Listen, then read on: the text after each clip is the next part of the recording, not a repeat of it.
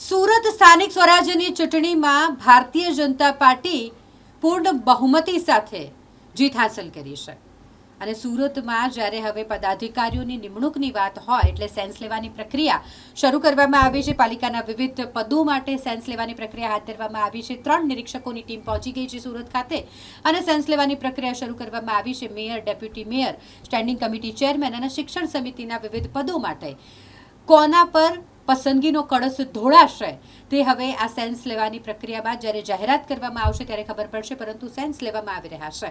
વિજેતા ઉમેદવારોના સેન્સ લેવાની પ્રક્રિયા 3 નિરીક્ષકો દ્વારા કરવામાં આવી રહ્યું છે. અમારે ભારતીય જનતા પાર્ટીની પરંપરા મુજબ કે દરેક વ્યક્તિને સાંભળવી એટલા માટે નિરીક્ષકો આજે સુરત આવ્યા છે.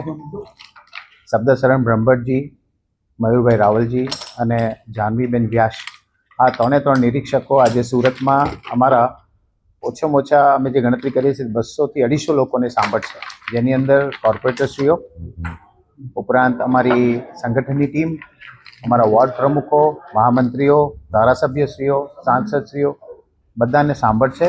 એક એક વ્યક્તિને ઇન્ડિવિજ્યુઅલી બોલાવીને એમનો પોતાનો અભિપ્રાય લેશે અને ત્યારબાદ રિપોર્ટ તૈયાર થયા પછી ગુજરાત પ્રદેશના અધ્યક્ષ અમારી ટીમની સાથે બેસીને ચર્ચા કરીને નામોની ઘોષણા કરવામાં આવશે. એ તો અમારી એ ઇન્ટરનલ મેટર છે. એ બધી ચર્ચાઓ થશે. કઈ રીતે શું છે, કેટલા કેપેબિલિટી છે, સુરત શહેરના બજેટને ધ્યાનમાં રાખવામાં આવશે, સુરતના ડેવલપમેન્ટને ધ્યાનમાં રાખવામાં આવશે, જે વાતો ઉપર આપણે મતો લીધા છે વિકાસની વાતો ઉપર એને ધ્યાનમાં લેવામાં આવશે. આ દરેક વસ્તુને ધ્યાનમાં લીધા બાદ નક્કી કરવામાં આવશે.